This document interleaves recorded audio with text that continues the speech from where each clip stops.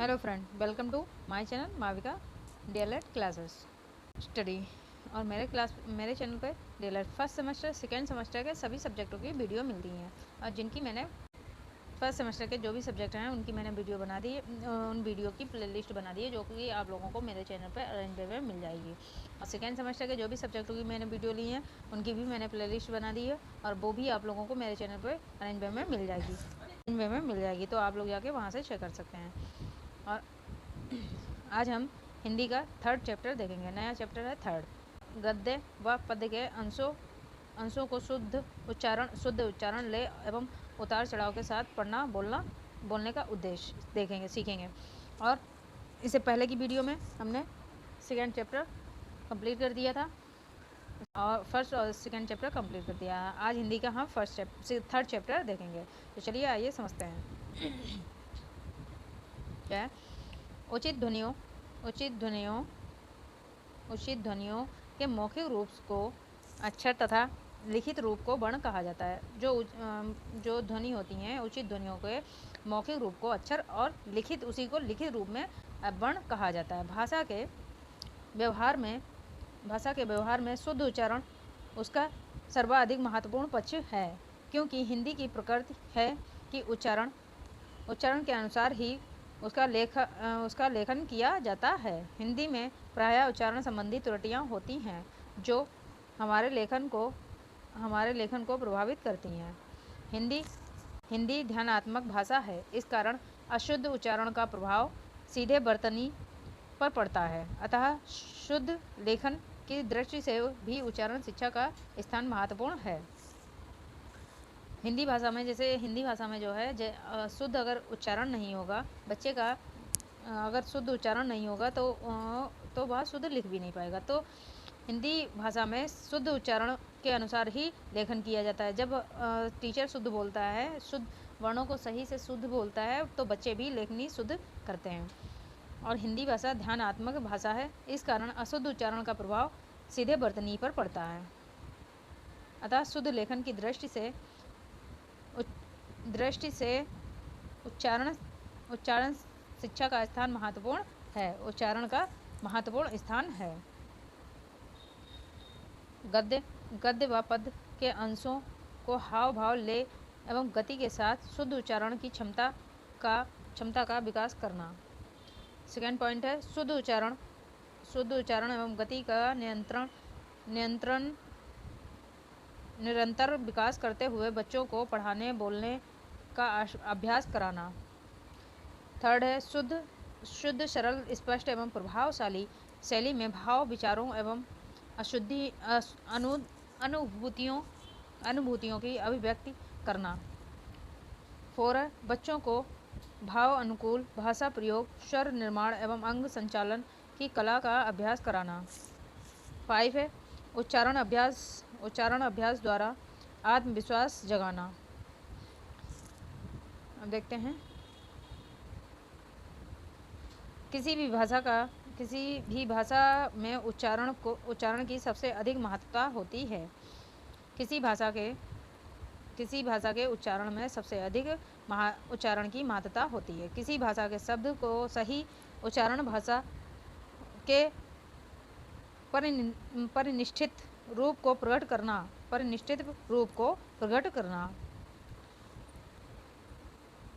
Doctor Bholanath Tiwari ने भाषा को परिभाषित करते हुए कहा है भाषा उच्चारण अव्ययों से उचित या दक्षांकिक ध्वनि प्रतीकों की यह संरचनात्मक व्यवस्था है, जिसके द्वारा समाज विशेष के लोग आपस में विचार विमर्श करते हैं। ध्वनि प्रतीकों की सहायता से यह संरचनात्मक व्यवस्था से जिसके द्वारा समाज विशेष के लोग आपस में विचार विमर्श करते हैं। उक्त भाषा से भी स्पष्ट है कि जब हम विचारों को ध्यानात्मक रूप से होठों पर लाते हैं, तभी वह भाव के आदान प्रदान का भाषा बनती है, जिससे विचारों भाव के आदान प्रदान का माध्यम उच्चारण होता है। इस प्रकार उच्चारण में अभिव्यक्ति की सशक्त क्षमता होती है। इसके द्वारा किसी भी बात को उतार चढ़ाव ले सुर आदि द्वारा इस प्रकार व्यक्त किया जाता है कि कथन का भाव स्पष्ट होने में कोई परेशानी नहीं होती है। कभी कभी ऐसा भी होता है कि एक ही कि एक ही वाक्य केवल उच्चारण के ढंग में परिवर्तन होने के कारण अलग अलग अर्थ व्यक्त करते हैं। भोलानाथ तिवारी ने कहा है कि उच्चारण से या दृश्य संकेतों से हम समाज में जो लोग हैं आपस में एक दूसरे से अपने विचारों को बातों को एक दूसरे के तक पहुंचा पाते हैं, विचार विमर्श कर पाते हैं। उक्त भाषा का आदान प्रदान शुद्ध उक्त भाषा से स्पष्ट है कि जब हम विचारों को ध्यानात्मक होठों पर लाते हैं, जब हम अपने कोई भी बात अपने मन में जो सोचते हैं उसे अपने होठों से बोलते हैं, तभी वह जिस प्रकार की भाषा हम सोचकर उसे कहते हैं, तो वो भाव के साथ ही आदान प्रदान का माध्यम भाषा बनती है। वह माध्यम भाषा बनती है। अपने भाव को, जिसके विचारों एवं भाव का आदान प्रदान का माध्यम उच्चारण होता है। हम अपने जो भी हमारे भाव होते हैं उन्हें प्रकट करने के लिए शुद्ध आदान प्रदान करने के लिए अपने भावों का भाषा ही माध्यम बनती है, हमारी भाषा ही माध्यम बनती है। और उच्चारण के माध्यम से ही हम अपने भावों का आदान प्रदान कर पाते हैं। उच्चारण में अभिव्यक्ति की सशक्त क्षमता होती है। उच्चारण में अभिव्यक्ति हम अपनी बात को दूसरे के सामने कह पाते हैं, रख पाते हैं, अपनी बात को समझा पाते हैं। ये सशक्त क्षमता होती है, शब्दों में सशक्त क्षमता होती है। और ये किससे होती है? ये शब्दों को शुद्ध उच्चारण करने से होती है। इसके द्वारा किसी भी बात को उतार चढ़ाव लय सुर आदि द्वारा इस प्रकार व्यक्त किया जा सकता है कि कथन भाव स्पष्ट होने में कोई परेशानी नहीं होती है। मतलब हम भाव में उतार चढ़ाव आदि द्वारा इस प्रकार व्यक्त किया जाता है कि कथन का भाव स्पष्ट होने में कोई परेशानी नहीं होती। कभी कभी ऐसा होता है कि केवल एक वाक्य के उच्चारण के ढंग में ही शब्दों में परिवर्तन हो जाता है। कभी कभी ऐसा होता है कि हम अपनी बात एक ही शब्द में कहते हैं कि अपनी बात को अगर कहना है तो जैसे कोई कहता है एक शब्द में कहो, तो एक शब्द से ही उच्चारण का ढंग जो है परिवर्तन हो जाता है। और इसके अर्थ जो हैं अलग अलग होते हैं, अलग अलग व्यक्त होते हैं।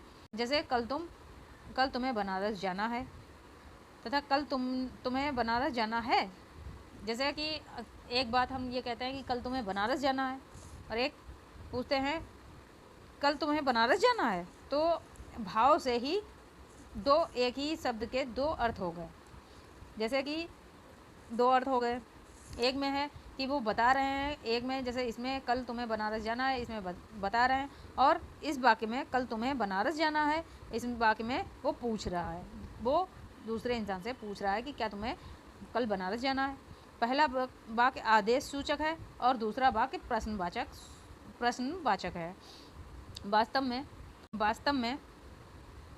वास्तव में मनुष्य के मुख से निकले हुए समार्थक वर्णों के संयोग से बने शब्द का उच्चारण जो दूसरे मनुष्यों को सुनाई दे उसे उच्चारण माना जाता है। उच्चारण किसे कहते हैं? जो उच्चारण हम करते हैं और दूसरे मनुष्य को सुनाई देता है उसे उच्चारण माना जाता है।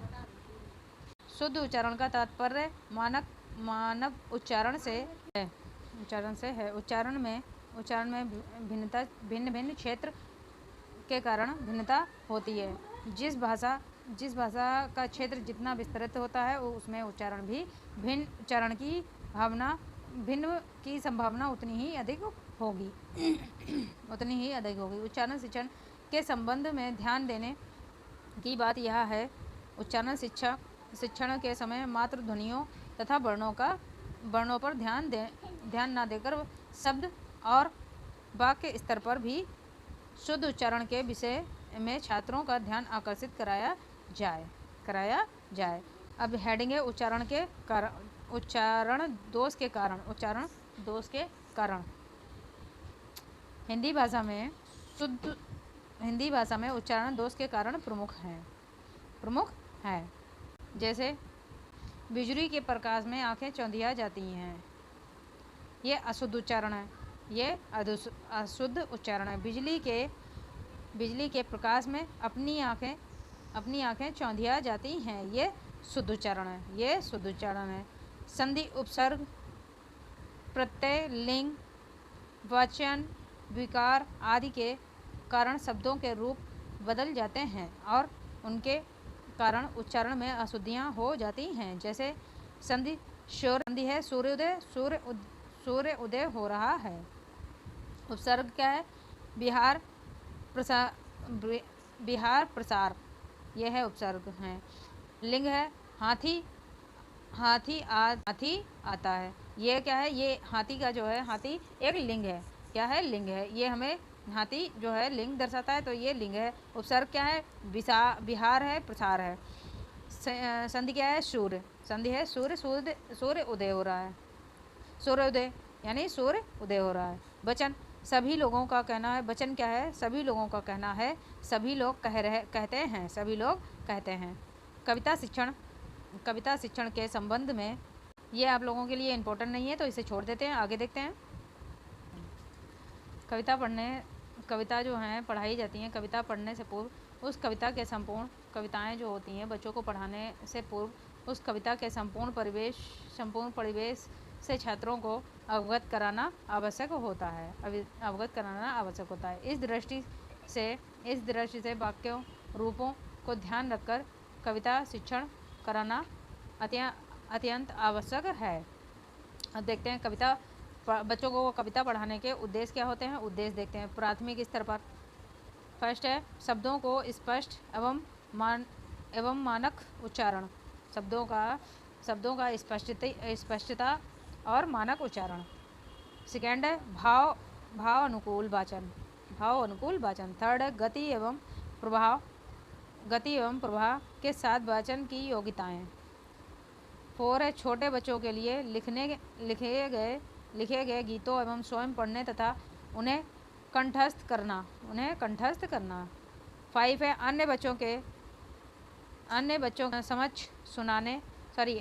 के समक्ष सुनाने की योग्यता विकसित करना। अन्य बच्चों कविता सुनाने से, टीचर जब बच्चों को कविता सुनाता है तो बच्चों के अंदर अन्य बच्चों के सामने सुनाने की, या अन्य बच्चों के सामने स्टेज पे जाकर बच्चों के सामने अपनी योग्यता को दर्शाने या विकसित करना, योग्यता को सबके सामने, अपनी प्रतिभा को सबके सामने लाना, विकसित करना। जैसे बच्चों के सामने जब हम समझ उच्चारण टीचर कविता हाव भाव के साथ सुनाता है तो बच्चे जो हैं वैसे ही और भी बच्चों को सुनाते हैं और उनके अंदर जो योग्यता होती है वह विकसित होती है। 6 है कविता को व्यक्तिगत तथा समूह के साथ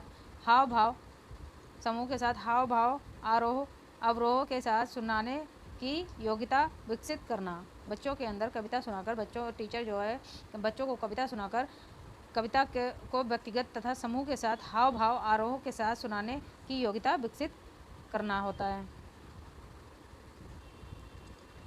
5 है कविता को नाटकीयता के साथ सुनाने की क्षमता विकसित करना। 7 है अंगद रावण संवाद तथा परशुराम लक्ष्मण संवाद, सूरज और हवा आदि कविता के संरचनात्मक संवाद को भावात्मक अंदाज में सुनाने की क्षमता का विकास करना। पूर्व प्राथमिक स्तर यह है प्राइमरी के बच्चे जो 1 से 5 तक होते हैं। उन बच्चों के अंदर कविता सुनाकर हम उनके अंदर जो है कविता को नाटकीयता के साथ सुनाने में दक्षता विकसित करते हैं।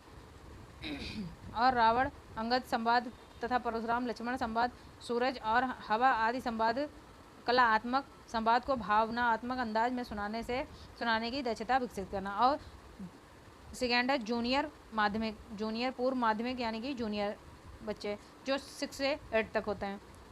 प्राथमिक स्तर की योग्यता के योग्यता में क्रमानुसार विकास करना। अब हम देखते हैं, हेडिंग है फर्स्ट, हिंदी ध्वनियों का एवं उच्चारण स्थानों का अपूर्ण ज्ञान। क्या है, छात्रों को प्रारंभिक कक्षाओं में ही ध्वनियों के उच्चारण तथा उच्चारण स्थानों के विषय में भ्रम हो जाता है, जिससे छात्र सा, जा, शा, जा, सा में और रिर, रा में, बड़ी ई में तथा वा और भा में कोई भेद नहीं समझते हैं। जैसे उच्चारण स्थान में प्रारंभिक कक्षाओं में ही ध्वनियों के गलत उच्चारण के तथा उच्चारण स्थानों के विषय में भ्रम हो जाता है बच्चों को। तो वो शा, सलजम वाली सा की जगह सपेरा वाली शा बोलते हैं, रिद की जगह रा बोलते हैं, ई की जगह बड़ी ई बोलते हैं। तो ये भ्रम प्राथमिक स्तर पर बच्चों को प्राथमिक विद्यालयों में ही हो जाता है। और उच्चारण का ज्ञान कराया जाना और शुद्ध उच्चारण दोषों से बचने के लिए हिंदी ध्वनियों के सही स्वरूप और उच्चारण का ज्ञान कराया जाना आवश्यक है। सेकेंड हेडिंग है उच्चारणों तत्वों का ज्ञान का अभाव। उच्चारण तत्वों का ज्ञान का अभाव। देखते हैं, छात्रों को उच्चारण तत्वों का जैसे ध्वनि व्यवस्था, लय, स्वराघात, गति, विराम आदि का समुचित ज्ञान नहीं होता है। इससे छात्र अशुद्ध उच्चारण करते हैं। जैसे विन्यास वे को प्रायः शुद्ध उच्चारण करते हैं, जैसे 99 को प्रायः 99, 43 को 43 बोलने की गलतियां होती हैं बच्चों में। तो बच्चों को शुद्ध उच्चारण तत्वों के सही ज्ञान का अभाव से बच्चे गलत गिनतियां बोलने में, काउंटिंग करने में गलतियां होती हैं। थर्ड देखते हैं, शारीरिक विकार ध्वनि यंत्र संबंधी।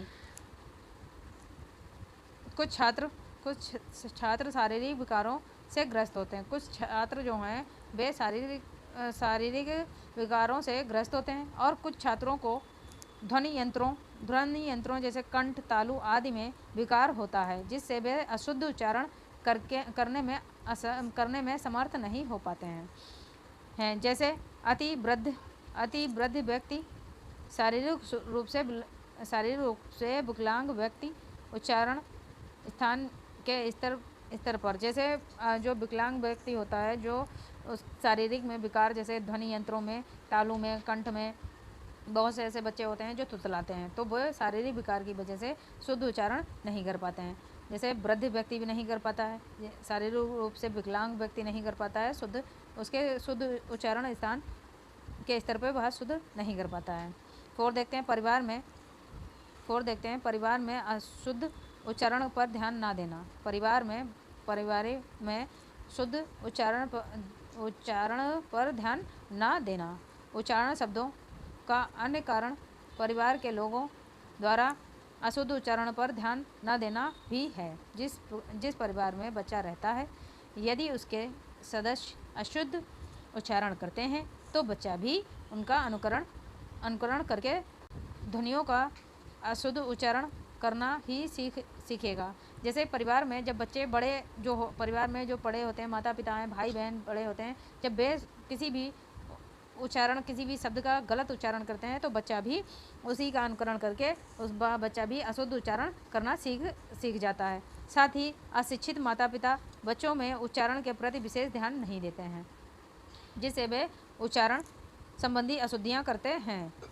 माता पिता अगर पढ़े लिखे नहीं होते हैं तो वे भी गलत उच्चारण करते हैं, जिससे बच्चा भी उच्चारण संबंधी अशुद्ध उच्चारण गलतियाँ करता है। 5 देखते हैं, बाल घात से अपरिचित होना। हेडिंग है बाल घात से अपरिचित होना। हिंदी की वाक्य संरचना के समय बाल घात का भी महत्व होता है, परंतु वाक्य के उच्चारण के समय किस शब्द पर बल देते हैं यह महत्वपूर्ण है। जैसे राम ने तुमको मारा, वाक्य में राम पर बल देने पर राम दंडनीय है, दंडी होता है, दंड के पात्र है। होने पर दंडनीय होने का ज्ञात होता है। तुमको पर बल देने पर ज्ञात होता है कि तुम तो स्वयं बहुत तेज हो। तुमको बल देने पर ज्ञात होता है कि तुम स्वयं बहुत तेज हो। कैसे राम ने तुमको मार दिया। इस तरह अर्थ भेद हो जाता है। इस तरह अर्थ भेद हो जाता है।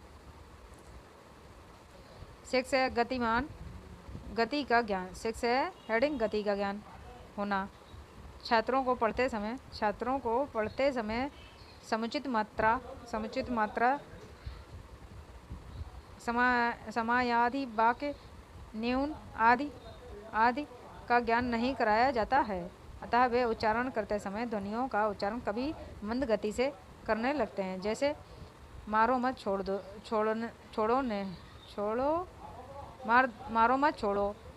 छोड़ो। उपयुक्त दोनों वाक्यों के अर्थ में भिन्नता स्पष्ट है।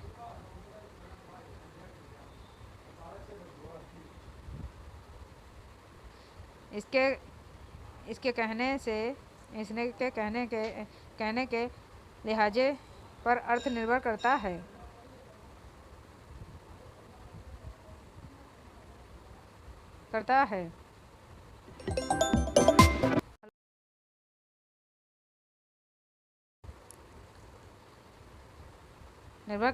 नंबर 1, वाक्य में मारो मत बोलने के बाद थोड़ा रुकने और फिर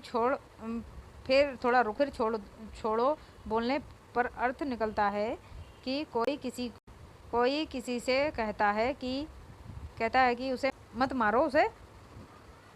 कोई किसी कह रहा है कि उसे मत मारो, बेचारे को छोड़ दो। उसे मत मारो, बेचारे को छोड़ दो। दूसरे वाक्य में कहा गया है कि उसे अवश्य मारो, उसे छोड़ो मत। भाषा के उच्चारण शुद्ध रूप से किया जाए, इसके लिए त्रुटियों की ओर छात्रों का ध्यान आकर्षित करना आवश्यक है। उच्चारण हेडिंग है उच्चारण संबंधी दोष एवं उसका निवारण। अब इसके उच्चारण के निवारण देख लेते हैं।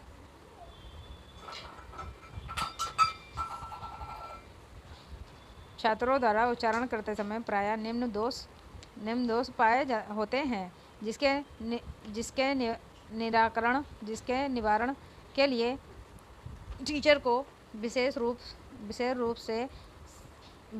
से ध्यान देना चाहिए। अब देखते हैं उच्चारण में अशुद्धियाँ। कठिन शब्दों के उच्चारण का समुचित अभ्यास कराना। जो कठिन शब्द होते हैं उनका बच्चों से सही से उच्चारण मल्टीपल टाइम अभ्यास कराना। उच्चारण विषयक त्रुटियों का सुधार करना। उच्चारण में जब बच्चे कोई भी चीज़ पढ़ते हैं तो उनके उच्चारण में जब त्रुटि वे गलत पढ़ते हैं तो वहीं पे उच्चारण करते समय ही सुधार करना, वहीं पे बच्चों को सुधार सही से बताना। थर्ड है इस स्तर पर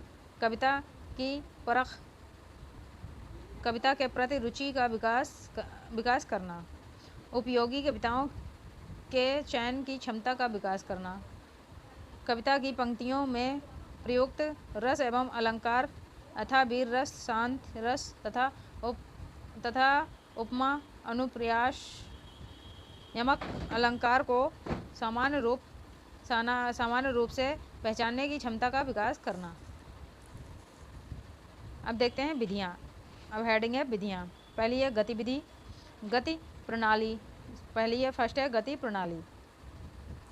इसमें आप डेफिनेशन जो मैं बोल रही हूँ आप वहाँ से लिख लीजिए। ये बहुत ही लेंदी डेफिनेशन है तो मैं इसे शॉर्ट करके आप लोगों को बता रही हूँ, आप वो डेफिनेशन लिख सकते हैं। छोटी कक्षाओं में कक्षा 1 से 3 में के 3 क्लास 3rd क्लास तक के बच्चों के लिए टीचर को ऐसे ऐसे इसमें शिक्षक स्वयं ताल ताल स्वर स्वयं स्वर ताल के साथ गीतों को पढ़ाता है और बच्चे सामूहिक रूप से उसे दोहराते हैं।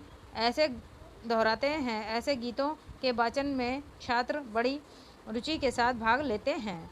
यह विधि केवल शिशु कक्षाओं के लिए उपयोगी है। सेकेंड है अभिनय एवं नाटकीय प्रणाली। अभिनय नाटकीय प्रणाली में क्या है, जो प्रारंभिक की कक्षाएं होती हैं उसमें अभिनय प्रधान गीतों को पढ़ाने के लिए किया जाता है। उसमें जो है जो गीतें जो कविताएं होती हैं या जो भी प्रसंग होता है उसके ऊपर बच्चे जो है नाटक करते हैं और उसे नाटकीय रूप से सामूहिक छात्र जो है सामूहिक अभिनय भी सीख जाते हैं। नाटक करते हैं, उससे जो है बच्चे सामूहिक अभिनय भी करना सीख जाते हैं। इन गीतों के साथ और जो गीत बच्चे लेते हैं उनका नाटक करते हैं तो इन गीतों के साथ बच्चों का अधिक मनोरंजन होता है। साथ ही वे अपने अंग प्रत्यंगों को कविता की लय के अनुसार संचालित करने का कौशल प्राप्त कर लेते हैं।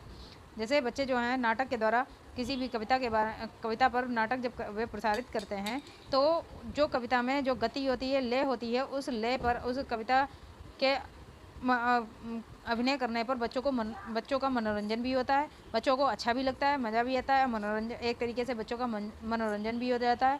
साथ ही वे अपने अंग प्रत्यंगों को कविता की लय के अनुसार जो कविता की लय होती है उस अनुसार संचालित करने का कौशल भी प्राप्त कर लेते हैं। अब थर्ड देखते हैं। अब देखते हैं थर्ड अर्थबोध प्रणाली। इसमें क्या है, अर्थबोध प्रणाली में इसमें शिक्षक स्वयं कविता के कुछ अंशों को पढ़ाने हो तो उसका अर्थ बताता चलता है। इस प्रणाली का प्रयोग करने में अध्यापक बच्चों की रुचि एवं रसानुभूति पर ध्यान न देकर वह केवल अपने पाठ्यक्रम तथा उसके शिक्षण की अवधि पर ध्यान रखता है। अर्थबोध विधि में क्या है, शिक्षक जो है टीचर जो है जो भी कविता पढ़ाता है या उसके अंशों को पढ़ाता है उस पर वह उसका केवल अर्थ बताता चलता है और बच्चों को रुचि एवं उसके रसभूति पर रुचि है या नहीं है, बच्चे पढ़ रहे हैं, सुन रहे हैं कि नहीं, उस पर ध्यान ना देकर अपने पाठ्यक्रम पर ध्यान देता है। और यह प्रणाली कविता शिक्षण के लिए सर्वथा दोषपूर्ण है। फिर भी व्यवहारिक रूप में इस प्रणाली का प्रयोग जाने अनजाने अधिकांश शिक्षक करते हैं। इसमें जो है यह प्रणाली जो है दोषपूर्ण है, लेकिन फिर भी व्यवहारिक रूप से इस प्रणाली का प्रयोग शिक्षक जो है पढ़ाने के लिए जाने अनजाने में अधिक प्रयोग करता है। 4 है खंडनय प्रणाली। इसको प्रश्नोत्तर प्रणाली भी कहा जाता है। तो प्रश्नोत्तर प्रणाली देखते हैं। जिन पदों में अनेक प्रकार के विशेषणों का प्रयोग होता है तथा जिनमें अपेक्षाकृत अधिक उलझे हुए भाव अभिव्यक्त होते हैं, उनको स्पष्ट करने के लिए प्रश्नोत्तर प्रणाली का प्रयोग होता है। इस प्रणाली के प्रयोग में छात्रों में बराबर सक्रियता बनी रहती है। 5 है व्याख्यान प्रणाली। व्याख्यान करने के लिए इसमें है शिक्षक व्याख्यान करने के लिए इस प्रणाली का प्रयोग होता है। जैसे किसी भी पाठ का सारांश का व्याख्यान करने के लिए शिक्षक जो है व्याख्यान प्रणाली का प्रयोग करता है। व्यास प्रणाली देखते हैं। पद्धति उच्च कक्षाओं के लिए शिक्षक को यह ध्यान में रखना होगा, बच्चा गद्य व पद्य के अंशों का शुद्ध उच्चारण, लय एवं उतार चढ़ाव के साथ पढ़ने और बोलने में दक्ष हो गया है या नहीं, इसके लिए उसे कुछ शब्दों को पढ़ाकर तथा बोलकर देखना होगा। व्यास विधि प्रणाली जो होती है उसमें ये उच्च कक्षाओं में होती है। जैसे 6 से 12 तक जो कक्षाएं होती हैं उसमें होता है।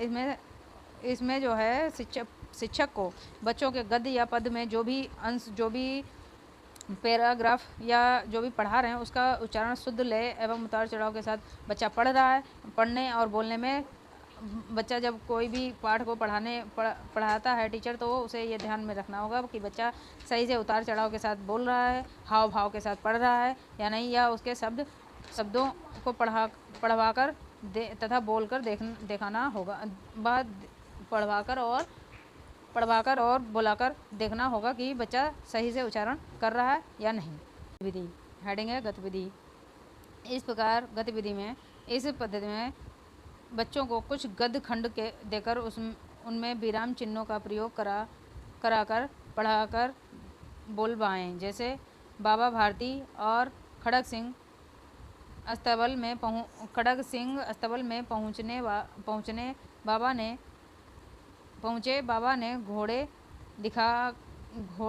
दिखाया घमंड से खड़ग सिंह घोड़ा देखा आश्चर्य से बोलने लगा भाग्य की बात है, ऐसा घोड़ा खड़ग सिंह के पास होना चाहिए था। बालकों की आधीरता से बोला, परंतु बाबा जी इसकी चाल ना देखी तो क्या देखी। शिक्षक उच्चारण शिक्षण में शिक्षक के आदर्श विशेष महत्व है। बालकों की उच्चारण संबंधी कठिनाइयों को जानना, उनके कारणों का पता लगाना और उच्चारणात्मक शिक्षण द्वारा उनका निराकरण उच्चारण प्रशिक्षुओं के लिए एक महत्वपूर्ण क्रिया विधि है।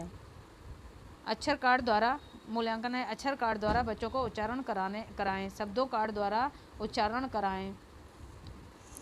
शुद्ध उच्चारण जो है बच्चों को अक्षर कार्ड द्वारा बच्चों को उच्चारण कराएं या शब्द कार्ड बना लें और उनसे उच्चारण शुद्ध उच्चारण करवाएं। शुद्ध एवं अशुद्ध उच्चारण संबंधी चार्ट का प्रयोग द्वारा बच्चों को समझाएं। अब पद के अंशों का शुद्ध उच्चारण। अब देखते हैं, हेडिंग है पद के अंशों का शुद्ध उच्चारण। कविता लयात्मक विद्या है। बच्चों को सीधे कविता सिखाने के पहले गाने गुनगुनाने की सरल गतिविधियां कराई जा सकती हैं। पद जो है वो लयात्मक है। इसमें दोहा, कविता, छंद ये लयात्मक होते हैं। जो बच्चों को सीधे कविता सिखाने से पहले गाने गुनगुनाने की सरल विधि बताई जाए। बच्चों की कविता सिर्फ शब्दों और उनके चमत्कृत रूपों, अलंकारों, उपमाओं से नहीं बनाती है। इसमें गाने गुनगुनाने की गुंजाइश होना बच्चों के नज़रिए में बेहद ज़रूरी है। हाव भाव के साथ उतार चढ़ाव, लय, स्वर, ताल का प्रयोग कराते हुए गाने की रुचि पैदा हो जाने से कविता शिक्षण का आधा काम हो जाता है। स्वर गान से कविता के अर्थ और भाव अपने आप उभर आते हैं। अब इसके कुछ पॉइंट हैं जो इम्पोर्टेंट है, वही मैं आप लोगों को बताऊंगी, आप लोग उन्हें ही लिख लीजिएगा। और आप लोगों को मेरे चैनल की वीडियो से थोड़ी भी हेल्प होती है तो प्लीज़ मेरे चैनल को लाइक करें, सब्सक्राइब करें। और आप लोग लाइक और सब्सक्राइब कर ही देते होंगे, लेकिन फिर भी आप लोग जो है अपने जो भी और भी फ्रेंड हों या कॉलेज ग्रुप हैं उनमें भी उन बच्चों की भी हेल्प हो सके। आप उनकी हेल्प करेंगे तो आपकी हेल्प होगी। तो चलिए आगे देखते हैं। फर्स्ट पॉइंट है वातावरण सर्जन। छात्रों का ध्यान आकर्षण हेतु सामान्य भाव की कविता का वाचन, बच्चों से कविता सुनाना। सेकेंड है पहले स्वयं उचित भाव भागिमा के तथा सात अनुभवों कुल सस्वर वाचन करें। बच्चों द्वारा सस्वर वाचन करवाएं। प्रश्नोत्तर 4 है प्रश्नोत्तर कथाओं चर्चा द्वारा कविता के केंद्रीय भाव का स्पष्टीकरण। 5 है कविता में आए भाव, सौंदर्य, नाद, सौंदर्य, कल्पना तथा मर्म स्पर्शी स्थलों की पहचान व अनुभूति कराना। 6 है समान भाव की कविता छात्रों द्वारा बोलवाना। 7 है कुछ वस्तुओं, फल जैसे फूल, पुष्प, फूल, पुस्तक, पेड़, विद्यालय, परिवेशी वस्तुओं या पशु पक्षियों पर दो या चार वाक्य बनवाना है। ऐड है कविता की एक पंक्ति देकर उसे पूरी एक पंक्ति दे दें और उसे पूरी करने के लिए जैसे उड़ती जाए हरी पतंग को इसे पूरा कंप्लीट करने के लिए दें। 9 है कुछ शब्द देकर कविता बनवाने को कहें। चलिए फ्रेंड, आज का ये हमारा 3rd चैप्टर कंप्लीट हो गया। अब हम इसके आगे जो अगला लेसन होगा, अगला चैप्टर होगा, वो हम इसके आगे की वीडियो में देखेंगे।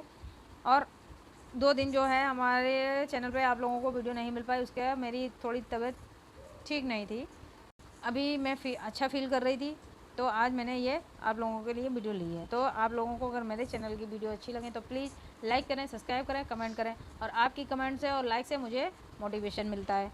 तो और मैं बहुत ही जल्द राजन श्री से जो है शॉर्ट क्वेश्चन कराना स्टार्ट कर दूँगी। तो चलिए आज के लिए इतना ही, आप मिलते हैं अगली वीडियो में। चलिए bye, take care, bye bye.